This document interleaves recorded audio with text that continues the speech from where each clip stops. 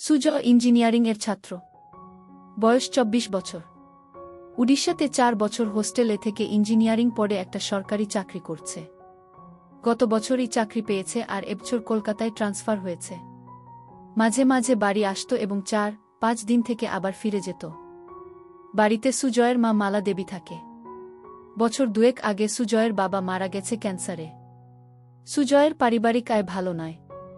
সুজয়ের বাবা একটা সরকারি চাকরি করত।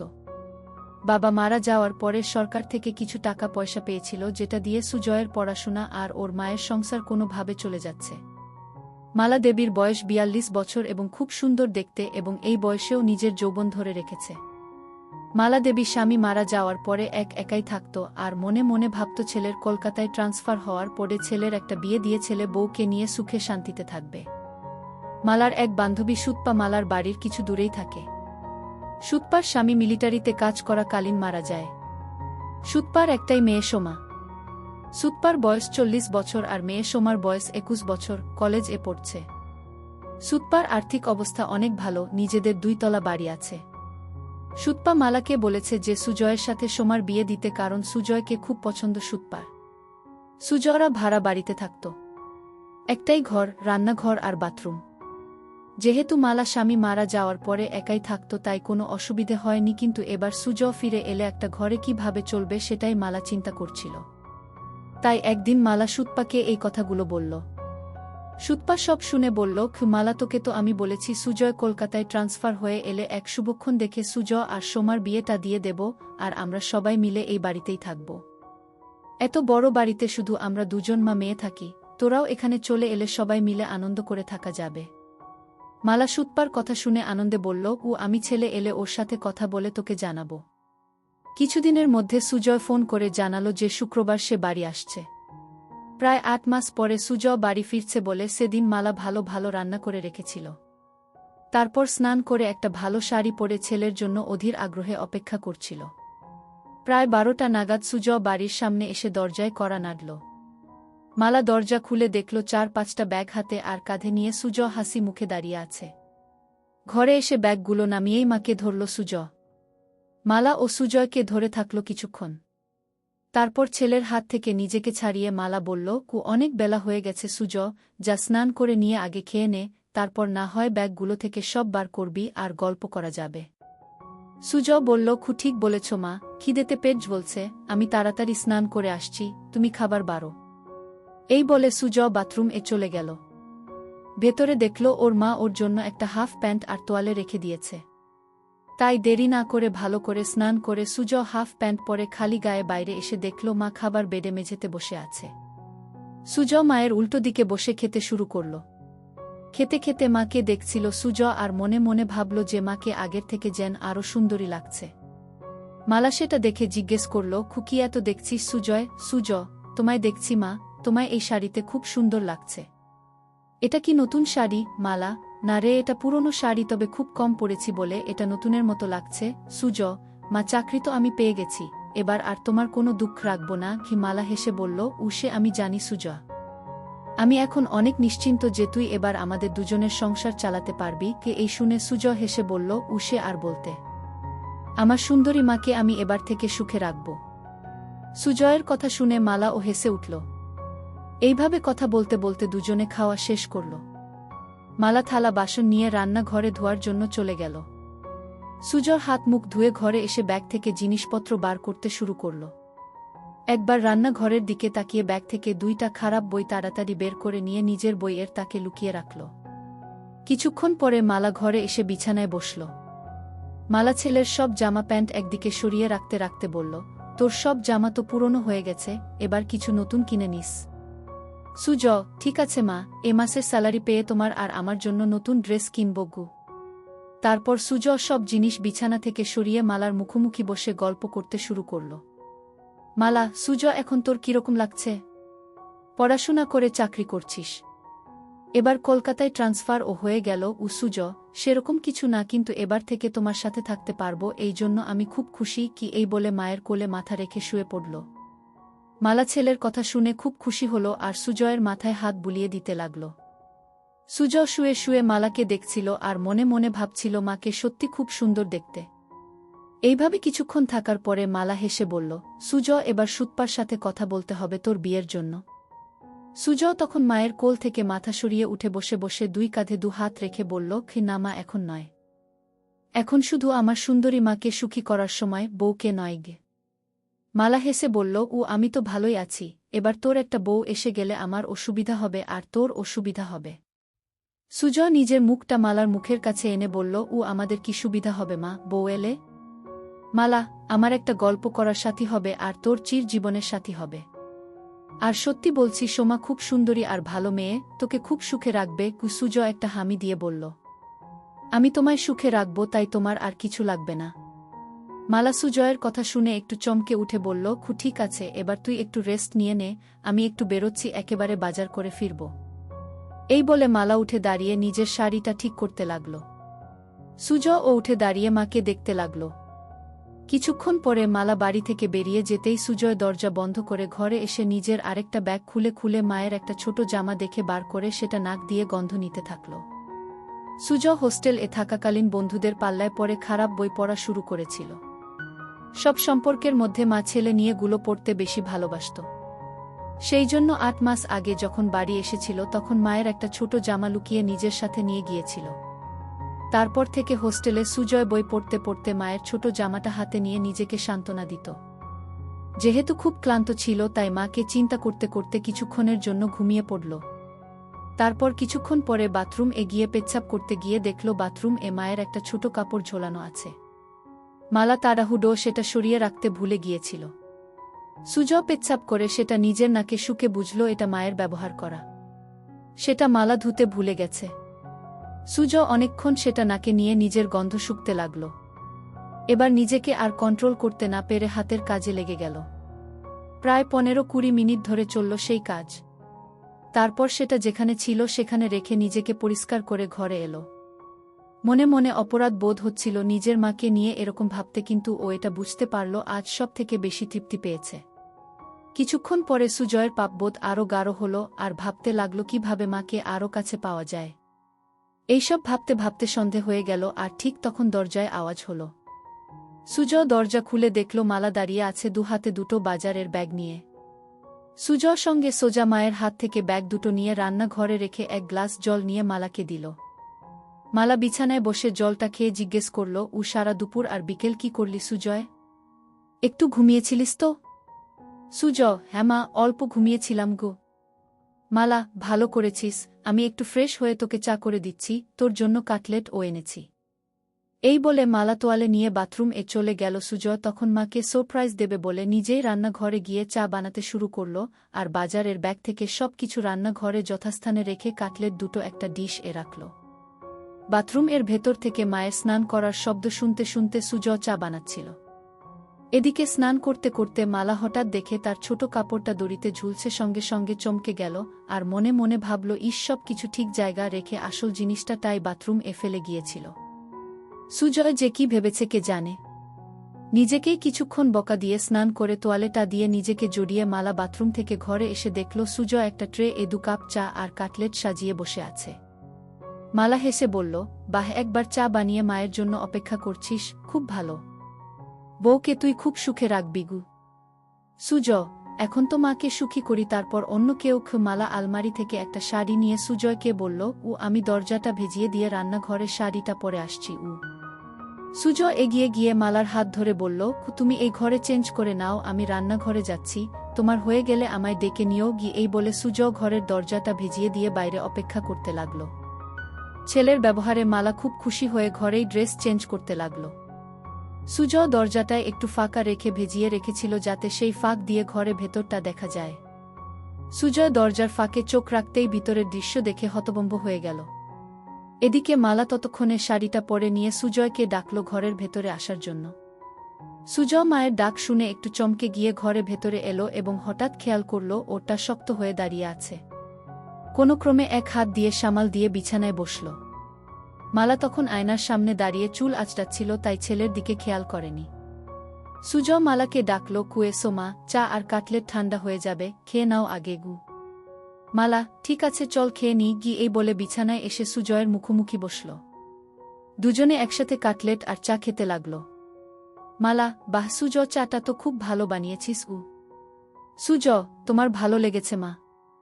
আমি হোস্টেলে মাঝে মাঝে নিজেই চা করে খেতাম। মালা হেসে উঠে সুজয়ের গালটা ধরে বলল, সত্যি ভালো হয়েছে, আমার ছেলে এখন নিজের খেয়াল নিজে রাখতে পারবে। সুজ ও তখন মায়ের গালটা ধরে বলল, কি তোমার ওসব খেয়াল রাখবে তোমার ছেলে? দুজনেই একসাথে হেসে উঠল। মালা, আচ্ছা সুজয়, তোর চাকরি শুরু কবে থেকে? সুজ, আজ 25 তারিখ, পরের মাসের 10 তারিখে অফিস জয়েন করতে হবে। মালা, একটা কথা বলার ছিল। সুজ, কি কথা মা, বলো। মালা, সুতপাকে তোর মনে আছে? সুজ, সুতপা মাসি কেন মনে রাখব না মা, আমায় এত ভালোবাসে। মালা, সেটা জানি, তোকে ভালোবাসে বলেই একটা প্রস্তাব রেখেছে। সুজ, কি প্রস্তাব? মালা, সুতপা তোর সাথে সোমার বিয়ে দিতে চায়। সুজ লজ্জা পেয়ে বলল, এখন আমি বিয়ে করব না। মালা, সুতপা বলেছে সোমার সাথে তোর বিয়ে হবার পরে আমরা সবাই ওর বাড়িতে থাকব। আমি বলেছি যে সুজয়ের সাথে কথা বলে জানাবো। তুই কি বলিস এ ব্যাপারে? সুজ, বিয়ের ব্যাপারটায় আমায় একটু সময় দাও। মালা, বুঝলাম ছেলের লজ্জা করছে, ঠিক আছে, তুই সময় নিয়ে চিন্তা করে আমায় জানাস। কিন্তু আমাদের ঘরটা খুব ছোট দুজনের জন্য। আগে তুই ছোট ছিলিস তাই কোনোমতে চলে যেত, কিন্তু এখন তুই বড় হয়ে গেছিস। সুজ, এমন কিছু ছোট নয় আমাদের ঘর, আমাদের দুজনের জন্য যথেষ্ট।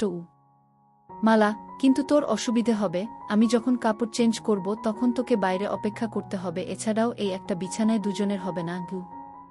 সুজ মালার কথা শুনে মনে মনে বলল, আমি তো চাই তুমি ঘরে কাপড় ছাড়বে, আর আমি দরজার ফাঁক দিয়ে তোমার দেখব।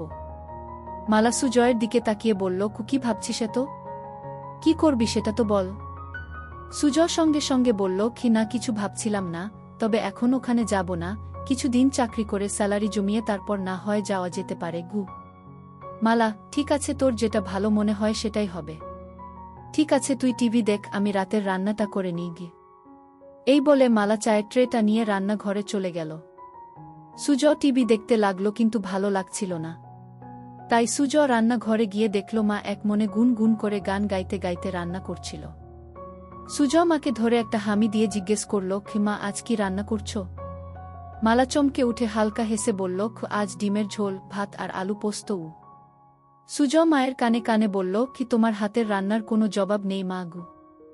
মালা নিজেকে কে ছাড়িয়ে নিয়ে বলল, এই দুষ্টু এখন ছাড় আমায়, না হলে রান্না করতে দেরি হয়ে যাবে। সুজ আরও একটা হামি দিয়ে সরে দাঁড়ালো আর হেসে বলল, আমার মিষ্টি মায়ের হাতের রান্নায় আমার মন ভরে যায়। মালা হেসে বলল, এবার যা এখন থেকে, আমার রান্নাটা করতে দেগি। সুজ তখন ঘরে চলে এসে আবার টিভি দেখতে লাগল। প্রায় 1 ঘন্টা পরে মালা এসে সুজ এর পাশে বসল। মালা পুরো ঘেমে গেছে রান্না করতে করতে। সুজ বলল, মা তুমি তো ঘেমে গেছ, শাড়িটা চেঞ্জ করে নাইটি পরে নাও। ছেলের কথা শুনে মালা বলল, আমি ভাবছিলাম তুই কি ভাববি তাই নাইটি পরছিলাম না। সুজ অবাক হয়ে মালার দিকে তাকিয়ে বলল, আমি আবার কি ভাবব? যাও নাইটিটা নিয়ে এসে চেঞ্জ করে নাও, আমি রান্নাঘরে যাচ্ছি। মালা বলল, আমি বাথরুম এ চেঞ্জ করে নিচ্ছি, তুই টিভি দেখ। এই বলে মালা বাথরুম এ চলে গেল। সুজ মনে মনে ভাবল, আরেকটা সুযোগ নষ্ট হলো মাকে ওভাবে দেখার। মালা বাথরুম এ গিয়ে নিজের গা ধুতে ধুতে রান্নাঘরে সুজয়ের ওইরকম ভাবে ধরার কথা ভাবতে লাগল। মনে মনে ভাবছিল, সুজয় কি তাহলে ইচ্ছে করে ওকে ধরে ওসব করছিল না, এটা হঠাৎ হয়েছিল। একটু চোখে চোখে সুজয়কে রাখতে হবে, কারণ এই বয়সটা খুব বাজে। এসব ভাবতে ভাবতে স্নান শেষ করে নাইটিটা পরে নিল। সুজয় না থাকলে মাঝে মাঝে মালা একসেট হয়ে রাতে শুত, কিন্তু এখন সেটা আর হবে না। এমনিতে মালা খুব ওই স্বভাবের, আর স্বামী মারা যাওয়ার পরে সেটা আরও বেড়ে গেছে। কিছুক্ষণ পরে মালা বাথরুম থেকে বেরিয়ে এসে সুজয় এর সাথে বসে একসাথে টিভি দেখতে দেখতে এটা সেটা গল্প করতে লাগল। রাত প্রায় 10টা বাজে ঘড়িতে। এবার খাবার পালা, তাই মালা রান্নাঘরে গিয়ে খাবার বেড়ে নিয়ে এলো। সুজ আর মালা দুজনে মেঝেতে বাবু হয়ে মুখোমুখি বসে খেতে শুরু করল। সুজ খেতে খেতে মায়ের দিকে তাকাতেই দেখল মালা নিচু হয়ে যখন খাবার মুখে দিচ্ছিল তখন নাইটিটা নিচে নেমে যাচ্ছিল, আর সুজয় সেটা দেখছিল। কিন্তু হঠাৎ মালা সুজয়ের দিকে তাকিয়ে দেখতে পায় যে সুজ ওর দিকে তাকিয়ে আছে। সঙ্গে সঙ্গে নাইটিটা একটু উপরে তুলে নিল, আর তখন সুজ আর মালার চোকাচুকি হল। সুজ লজ্জায় মাথা নিচু করে ভাবতে লাগল, ইসমা এবার বুঝতে পেরেছে, বকে না দেয়। কিন্তু মালা কিছুই বলল না, শুধু বলল, খাবার এর দিকে মন দে। সুজ হাফ ছেড়ে বাঁচল। এইভাবে দুজনের খাওয়া শেষ হল। তারপর মালা সব বাসন ধুয়ে ঘরে এসে মেঝেতে বিছানা করতে লাগল। সেটা দেখে সুজয় জিজ্ঞেস করল, ক্ষমা তুমি কি নিচে শোবে? মালা, হ্যাঁ রে, বিছানায় দুজনের অসুবিধে হবে। সুজয় সঙ্গে সঙ্গে মালার হাত থেকে সব কিছু কেড়ে বিছানা রেখে বলল, এই খাটে আমাদের দুজনের ভালো মতো হয়ে যাবে, তাই তুমি চিন্তা করো না গি। মালা কিছু একটা বলতে যাচ্ছিল, কিন্তু সুজয়ের জেদে মুখে আর কিছু বলল না। কিছুক্ষণ পরে লাইট অফ করে দুজনে শুয়ে পড়ল। সুজয় ক্লান্ত ছিল, তাই কিছুক্ষণের মধ্যে ঘুমিয়ে পড়ল। মালা শুয়ে শুয়ে সারা দিনের কথা ভাবতে লাগল। বিশেষ করে রাতে ছেলে যেভাবে এক দৃষ্টিতে তার দিকে তাকিয়েছিল। ভাবতে ভাবতে একটু গরম হয়ে পড়ল। মনে মনে চিন্তা করল যে এবার থেকে সুজয়ের সব কিছু ভালো মতো লক্ষ্য করতে হবে। এইসব ভাবতে ভাবতে মালা ঘুমিয়ে পড়ল। চিরকাল খুব সকাল সকাল ঘুম থেকে ওঠা মালার অভ্যাস। মালা ঘুম থেকে উঠে সুজয়ের দিকে তাকিয়ে দেখল সুজয় গভীর ঘুমে আচ্ছন্ন। একটু নিচের দিকে তাকাতে দেখল সুজয়ের হাফ প্যান্ট তাবু হয়ে গেছে। সেটা দেখে মালা মনে মনে ভাবল ছেলে এমন কিছু স্বপ্ন দেখছে যাতে তাবু হয়ে গেছে। তারপর নিজের মনে হাসতে হাসতে বাথরুম চলে গেল। তারপর রান্না করে নিজে স্নান করে শাড়ি পরে চায়ের কাপ হাতে নিয়ে সুজয়কে ডাকল। সুজয় ঘুম থেকে উঠে দেখল মা চায়ের কাপ হাতে দাঁড়িয়ে আছে একটা সুন্দর শাড়ি পরে। সুজয়, তা বাজে মা? এত সকালে তোমার স্নান হয়ে গেছে গি? মালা, 10টা বাজছে, আমায় একটু সুতপার সাথে বেরোতে হবে। তোর জন্য রান্না করা আছে, দুপুরে স্নান করে খেয়ে নিস। সন্ধে বেলায় আবার দেখা হবে। সুজয়, ঠিক আছে মা, তুমি চিন্তা করো না। কাল তো রবিবার। মালা, কেন কোথাও বেরোবি নাকি গু? সুজয় মালার হাত থেকে কাপটা নিয়ে টেবিলে রেখে মালাকে ধরে একটা পাপ্পা দিয়ে বলল, দেখি কি প্ল্যান করা যায়। মালা নিজেকে ছাড়াবার চেষ্টা করে বলল, আবার দুষ্টুমি হচ্ছে, আমার শাড়ি নষ্ট হয়ে যাবে, এখন ছাড় আমায়, পড়ে ধরার অনেক সময় পাবি। সুজয়, তোমায় ছাড়তে ইচ্ছে করছে না মা গি, এই বলে আবার সুজয় মায়ের কোমলতা অনুভব করতে থাকে। মালার ভালো লাগছিল, কিন্তু ওর দেরি হয়ে যাবে, তাই জোরে করে সুজয়কে সরিয়ে দিয়ে বলল, আমি এবার আসি বুঝলি, না হলে দেরি হয়ে যাবে, তুই সময়মতো খেয়ে নিস। সুজয়, ঠিক আছে মা, তুমি একদম চিন্তা করো না, সাবধানে যেও। এরপরে মালা নিজের শাড়িটা ঠিক করে সুজয়ের দিকে একটা হাসি দিয়ে ঘরে থেকে বেরিয়ে গেল, আর সুজয় দরজা বন্ধ করে ঘরে এসে চা খেতে খেতে চিন্তা করল কি করবে সারাদিন। কিছুক্ষণ বসার পরে আলমারিটা খুলে মায়ের ছোট কাপড়গুলো বের করে বিছানা রাখল। দেখল সেগুলো অনেক পুরনো হয়ে গেছে। কিছুক্ষণ নাক দিয়ে সবগুলো শুকে আবার যথাস্থানে রেখে দিয়ে আলমারিটা বন্ধ করে দিল সুজয়। তারপর সুজয় ঘরটা আর রান্নাঘরটা পরিষ্কার করল।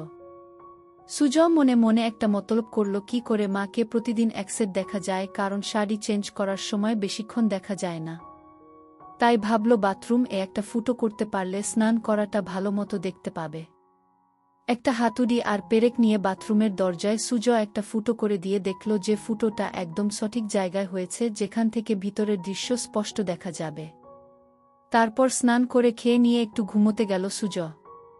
ঘুম থেকে উঠে দেখল যে সন্ধে হয়ে গেছে আর মালার আসার সময় হয়ে গেছে। কিছুক্ষণের মধ্যে দরজায় আওয়াজ শুনে সুজয় দরজা খুলে দিয়ে দেখল মালা এসেছে। ভেতরে এসে মালা বলল, সুজয়, দুপুরে খেয়েছিলিস তো? সুজয়, হ্যাঁ মা, খেয়েছিলাম। তোমার দিনটা কেমন কাটল? মালা বিছানায় বসে ফ্যানের হাওয়া খেতে খেতে হেসে বলল, আমার আবার দিন কেমন কাটবে, যেরকম কাটার সেরকম কেটেছে। সুজয়, তুমি যাও বাথরুম ফ্রেশ হয়ে এসো, আমি চা বানাচ্ছি গু। মালা সেটা শুনে বাথরুম চলে গেল আর সুজয় রান্নাঘরে চলে গেল। মালা বাথরুম দরজা বন্ধ করতেই সুজয় দরজার ফুটো চোখ রাখল। সুজয় হা করে শুধু দেখতে লাগল নিজের মাকে আর এক হাত দিয়ে হাতের কাজে মনোযোগ দিল। এদিকে গ্যাসে জল গরম হয়ে ফুটছে, তাই তাড়াতাড়ি চা বানানোতে মন দিল। কিন্তু কিছুতেই নিজের মন থেকে মায়ের ওই রূপটা মুছতে পারল না। কিছুক্ষণ পরে সুজয়ের চা বানানো শেষ হল। এদিকে মালার স্নান হয়ে গেছে আর মালা বাইরে এলো। ঘরে গিয়ে মালা চুল আঁচড়াতে লাগল আর সুজয় চা নিয়ে এসে বিছানায় বসে মালাকে দেখছিল। মালা আয়নায় সেটা দেখে সুজয়কে জিজ্ঞেস করল, সারাদিন কি করলি? সুজয়, ঘর রান্নাঘর পরিষ্কার করলাম, আর মনে মনে বলল বাথরুম দরজায় একটা ফুটো করলাম তোমায় দেখব বলে। মালা চায়ের কাপটা হাতে নিয়ে রান্নাঘরে গিয়ে দেখল ছেলে সব ভালোভাবে পরিষ্কার করেছে, আর তারপর ঘরে এসে এদিক ওদিক দেখে বলল, বাবা, তুই তো সব পরিষ্কার করে দিয়েছিস, আমার লক্ষ্মী ছেলে। এই বলে চায়ের কাপটা টেবিলে রেখে 2 হাত বাড়িয়ে বলল, ও আমার সোনা ছেলে, আয় আমার কাছে। সুজয় সঙ্গে সঙ্গে মালার কাছে ছুটে গেল। কিছুক্ষণ ধরে থাকার পরে দুজন আলাদা হল। তারপর মালা রান্নাঘরে চলে গেল রান্না করতে, আর সুজয় টিভি দেখতে লাগল। কিছুক্ষণ পরে রান্না শেষ হলে দুজন একসাথে খেয়ে নিল। আজ ও সুজয় একইভাবে মালার দিকে তাকিয়ে গভীর খাজ দেখছিল, আর আজ মালা সেটা লক্ষ্য করল কিন্তু কিছু বলল না। এইভাবে খাওয়া শেষ করে মালা আর সুজয় বিছানায় শুতে এলো। দুজনে পাশাপাশি শুয়ে আছে। ঘরে নাইট বাল্বটা জ্বলছে। মালা চিন্তা করছে সুজয় কেন বারবার ওর দিকে তাকিয়ে থাকে। সুজয়ের মাথায় শুধু স্নান করার দৃশ্যগুলো আসছিল। এইভাবে দুজন ঘুমিয়ে পড়ল। মাঝরাতে সুজয় টয়লেট এগিয়ে ফিরে এসে নাইট বাল্বের আলো দেখল নাইটিটা উপরে উঠে গেছে। সুজয় আস্তে আস্তে মালার কাছে এসে মালাকে দেখতে লাগল। তারপর সুজয় মায়ের দিকে তাকিয়ে দেখল মা গভীর ঘুমে আচ্ছন্ন, তাই সাহস করে মায়ের কাছে এগিয়ে গিয়ে গেল। খুব ভালোই লাগছিল সুজয়ের। হাত দিতেই সঙ্গে সঙ্গে মালা একটু নড়ে উঠল। সেটা দেখেই ভয়ে সুজয় তাড়াতাড়ি হাত সরিয়ে নিয়ে বিছানায় শুয়ে পড়ল। মালা তখন পাশ ফিরে শুল। সুজয় আর কিছু না করে আস্তে আস্তে ঘুমিয়ে পড়ল। পরের দিন সকালে মালা ঘুম থেকে উঠে তাড়াতাড়ি নিজেকে ঠিক করে নিয়ে ছেলের দিকে তাকিয়ে দেখল ছেলে উপুড় হয়ে ঘুমে মগ্ন। তারপর বাথরুমে চলে গিয়ে নিজেকে ফ্রেশ করে মালা চা বানাতে লাগল। সুজয় উঠে ড্রেস চেঞ্জ করে চা খেয়ে বাজারে চলে গেল। মালা ভাবতে থাকল কি হচ্ছে এসব। হোস্টেল থেকে ফেরার পর থেকে সুজয়ের আচরণে কেমন পরিবর্তন এসেছে। এসব ভাবতে ভাবতে ঘরে গিয়ে বসল। বাজার যেহেতু অনেক দূরে, তাই সুজয়ের ফিরতে ফিরতে আরও 1-2 ঘন্টা লাগবে। এদিক ওদিক দেখতে দেখতে হঠাৎ দেখল সুজয়ের বইয়ের তাকে বইগুলো কেমন যেন অগোছালো আছে। তাই মালা বইগুলো তাক থেকে নামিয়ে ঘোচাতে লাগল, আর মনে মনে ভাবল ছেলে ঘর রান্নাঘর সব পরিষ্কার করেছে, অথচ নিজের বইয়ের তাক সাজাতে ভুলে গেছে। একটার পর একটা বই সাজিয়ে রাখতে রাখতে মালা দেখল একটা মোটা বইয়ের ভেতর কিছু যেন আছে। বইটা খুলতেই দেখল একটা পাতলা বই মলাট দেয়া। মালা ভাবতে লাগল কি বই যে মোটা বইয়ের ভেতরে সুজয় রেখেছে। গল্পের বইটা হাতে নিয়েই একটা পাতা উল্টোতেই কভার ফুটো, আর নাম দেখে মালা চমকে উঠল। বই এ যা দেখল তাতে তো নিজের চোখকে বিশ্বাস করতে পারছে না। এও কি সম্ভব? পাতা উল্টাতেই দেখল মা আর ছেলের গল্প। সূচিপত্র দেখে আরেকবার চমকালো মালা। একটা গল্পের কিছুটা অংশ পড়ল, অবাক হয়ে ভাবতে লাগল এটা কিভাবে সম্ভব, আর সুজয় এই বই পেল কোথায়? তাহলে কি এসব গল্প পড়েই সে আমাকে নিয়ে ওসব কথা ভাবে? মালা বিছানায় শুয়ে শুয়ে 2টো গল্প শেষ করল এবং এতটাই গরম হয়ে গেল যে বিছানায় শুয়েই তারপর বইটা জায়গা মতো রেখে দিয়ে বাথরুম এ চলে গিয়ে মালা নিজেকে পরিষ্কার করল। তারপর ঘরে এসে বসে চিন্তা করতে লাগল। অনেক দিন পরে আজ মালা খুব উত্তেজনা অনুভব করল। হঠাৎ দরজার আওয়াজ শুনে মালা দরজাটা খুলে দেখল সুজয়। সুজয় ভেতরে এসে মাংসটা মায়ের হাতে দিল। মায়ের দিকে তাকিয়ে দেখল মায়ের কপালে ঘাম, আর মায়ের চোখ মুখটা কেমন যেন লাগছে। সঙ্গে সঙ্গে সুজয় মায়ের 2 গালে 2টো হাত রেখে জিজ্ঞেস করল, খিমা, তোমার কি শরীর খারাপ লাগছে? এত ঘেমে আছো কেন? মালা ঘাম মুছে বলল, কিছু না সুজয়, গরম পড়েছে তো তাই। সুজয় তখন বলল, ঠিক বলেছ মা, আজ বেশ গরম। সুজয় বলল, মা, আমি একটু বেরোচ্ছি, এক বন্ধুর সাথে দেখা করে চলে আসব। মালা, ঠিক আছে, বেশি দেরি করিস না, আমি রান্না তাড়াতাড়ি করে নেব গু। এই বলে সুজয় বেরিয়ে গেল। মালা দরজা বন্ধ করে ভাবল আর একটু হলেই ছেলে বুঝতে পারত যে এটা গরমের ঘাম নয়, এটা অন্য কিছুর ঘাম। এই ভেবে নিজের মনে হাসতে লাগল। বাকি রান্নাগুলো করে মালা দেখল ছেলের ফিরতে এখনো দেরি আছে, তাই ভাবল বাথরুমটা একবার পরিষ্কার করে নেওয়া যাক, তারপর স্নান করে নেবে। বাথরুম এ ঢুকে মালা দেওয়ালগুলো পরিষ্কার করতে করতে হঠাৎ মালা দেখল যে দরজায় একটা ফুটো। মনে মনে চিন্তা করে দেখলেন যে এই ফুটোটা তো আগের সপ্তাহে যখন বাথরুম পরিষ্কার করেছিল তখন তো ছিল না। তার মানে এই ফুটোটা কি সুজয় করেছে? বাথরুম থেকে বেরিয়ে এসে মালা ফুটো চোখ রেখে দেখল যে ভেতরে কেউ স্নান করলে এই ফুটো দিয়ে সব দেখা যাবে। এবার মালার মাথায় আকাশ ভেঙে পড়ল। তার মানে সুজয় কি ওই ফুটো দিয়ে ওকে দেখেছে? কি শয়তান ছেলে! এটা ভাবতে ভাবতে মালার রাগের সাথে উত্তেজনায় গা রি রি করতে লাগল। বাকি অংশ পরের ভিডিওতে দেওয়া হবে। সবাই সঙ্গে থাকো।